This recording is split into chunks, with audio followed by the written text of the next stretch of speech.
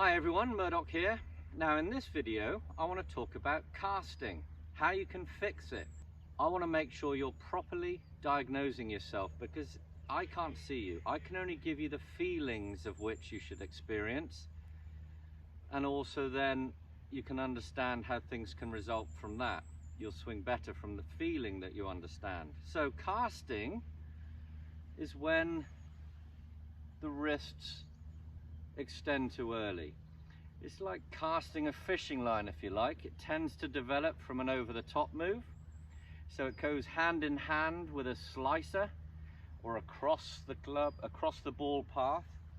So casting is an over-the-top early extension. Now backtrack because it starts from before that. So if you feel like you're striking the ball at the heel weak, tends to have a slicing shape, or your best ones are struck well staying up the left, so the longer hits will be left and a more pleasant contact, that's probably you coming over like this. And if you film yourself, you'll be able to properly understand. So that's not a bad thing to do, is just get your mate, get your golfing buddy to hold their smartphone there and just film you before you start diving into these videos. So if this is you, if you are casting, we've got to make sure we understand first of all that it comes from a lack of rotation. That's the big underlining factor. Our arms and shoulders are having to do it because our footwork is wrong. We might be reverse pivoting, we might be experiencing a pain, discomfort, poor range of motion in any through swing turn. So we try and get at the ball with a hands and arms shot. So what we've got to try and do first of all is get a better turn, understand what weaknesses we might have there, and then get used to that, the core turning. I've got several videos now based on this turning action. The one before this one, in fact, understanding your solid base for power, I suggest you watch that one.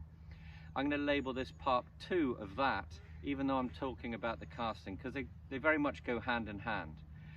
Now, so once you're setting up well from watching the other video, understanding my little quirks I do here, all right, with the load points, you've got to get a feeling of the hands on shoulders to get that understanding of range of motion, to get your confidence in how far can you turn and what are you capable of.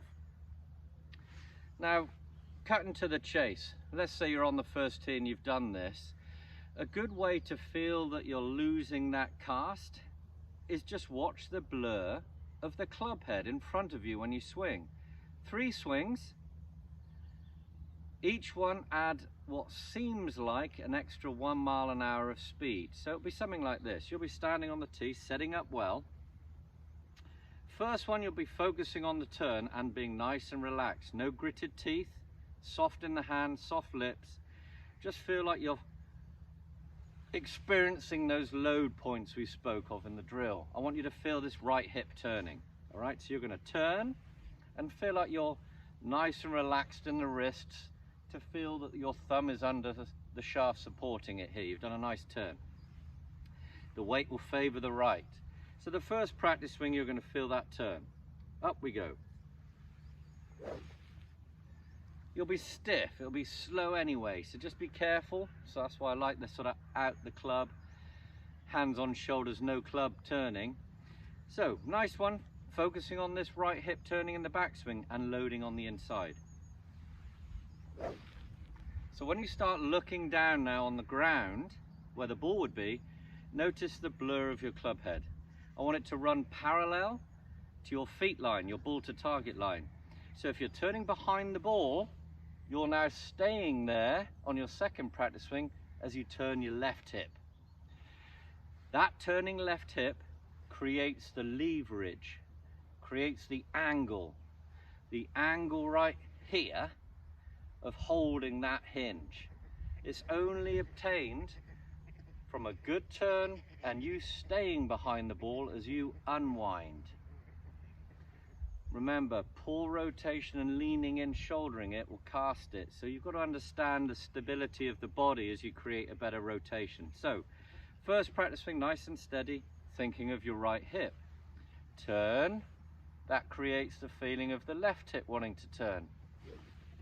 You're looking down though, watching the blur of the club. So second one, as you start feeling more loose, I'm super stiff this morning by the way, jumping into this video, not warming up, not ideal. Do as I say, not as I do. Right, so second practice swing, you're adding a little bit more speed to this left hip turn. I want you to make that swish a little bit louder. Again, watching the blur of that club in front of you as you stay behind the ball. Watch my plumb bob videos if you're not familiar with a drill on how to do that. So, and then the third and final one, just make it the best one in terms of your rotation here. Really going to town here and staying behind it. The swish getting louder is the speed increasing, and in order for that to happen, you'll feel how the wrists, having been soft at the address from soft lips, no gritted teeth, soft wrists, you'll feel that they can start snapping, squaring that face up to the path which will be straighter to your target. So a lovely little warm-up routine, something to digest first, right? And make sure you do these exercises so you fully understand what the body needs to do in order for you to fix this casting. Hope it goes well. Good luck. Thank you. I hope you enjoy watching the videos. If you have any notes and messages about videos I can do, I'll be delighted to. Have a great day. Thank you very much.